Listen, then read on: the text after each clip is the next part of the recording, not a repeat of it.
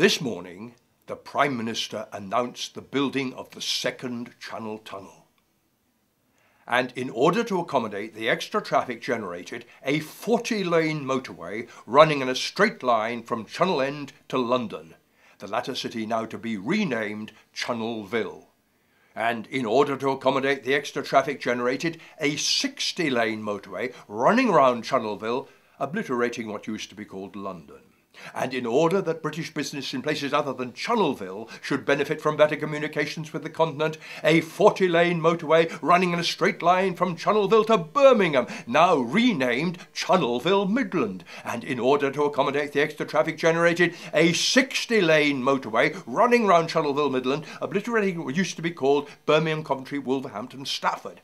And in order that British business in places other than Channelville and Channelville Midland should benefit from better communications with the continent, a 40-lane motorway running in a straight line from Channelville Midland to Manchester, now renamed Channelville Northern. And in order to accommodate the extra traffic generated, a 60-lane motorway running round Channelville Northern, obliterating what used to be called Manchester, Liverpool, Leeds, Sheffield, Bradford, Middlesbrough, York, Darlington, Newcastle. And in order that Scottish business should benefit from better communications with the continent, a 40-lane motorway running in a straight line from Channelville Northern to Glasgow, now renamed Channelville Caledon. And in order to accommodate the extra traffic generated, a 60-lane motorway running round Channelville Caledon, obliterating what used to be called Glasgow, Edinburgh, Stirling, Aberdeen, Inverness and the islands of Rum, Egbert, Barrow, Uist, Orkney and Shetland. And as a byproduct of this breathtakingly brilliant bridging of the British continental communications deficiency, I'm here to offer personally to each one of you a prospectus in the share sale of the millennium. Our newly privatised atmosphere of pure carbon monoxide.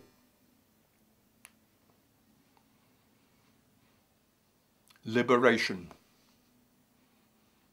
When the soldiers came, we were asleep. In the dark hour just before dawn, crashes, the panic of kicked-in doors, the clatter of wheel rattle in our street. Then we heard shouts, "Liberation! We're here to rescue you, restore the rightful government. Wake up, brothers and sisters, learn to be free again."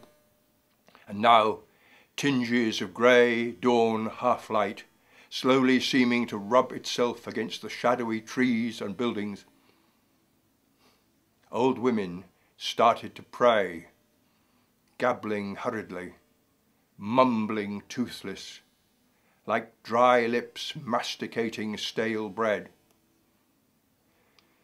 Grannies know only too well the meaning of that word commandeered by ruthless leaders. Yes, liberated means dead for half the people, while the remaining half learn obediently how to shout new slogans with slavishly assumed adoration for the conquerors. We try to sidle away. A few of us, cowed ghosts in the threatening gloom, slink from confronting skilled murderers hard at work, officers' words of command swamped by the screams of victims. We make for the tunnel. No point in trying to save that old woman at prayers, her hands caught in a ray of sunrise. She, calm, hardly aware, her daughter crying, both killed so easily, the soldier hardly checking his stride. Now, quick, into the tunnel. Puddles and mud. A stumbling floor full of large boulders and dangerous holes. We have 2 sick children to carry. Hurry, the wood at the tunnel's end, ancient forests, tangles of thicket thorn traps, hills make it easy to lose all sense of orientation. No, we can't rest till we're well hidden. Hope the thorns will spring back and hide our path, prevent soldiers from guessing our route.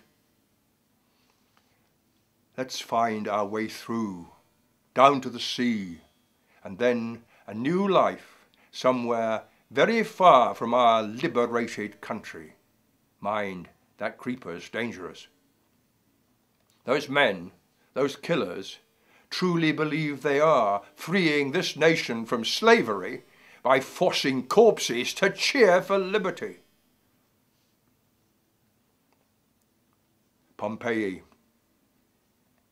Cloud like a vulture, sooty black, The cloud swooping, black sliced with gold, a bird with wings wide as a storm, it dived. The scuttling people called out at deaf gods. The prosperous farms crumpled to clinker. The human ants jittered and skittered down flaming roads where eagle wings were kindling the trees and vulture claws were ripping the tents where traders had sat, attracting fat crowds whose faces, as though from sudden disease, flaked into ashes. The storm bird's claws tore, scored through houses, temples. The walls were blood spurtings and jagged wounds with suppurating gangrene. Cows solidified to statues. Howls of pain were sculpted in instant stone. Vulture clouds hover over the still, sudden silence of drifting smoke. The deaf gods stroll up Black Ash Hill, chuckling over their latest joke. Wild Weather Mouth. Wild Weather Mouth, open your hills of eagle storm, teach me your tune, and when I've learnt your secret wells, balance the river on my bone.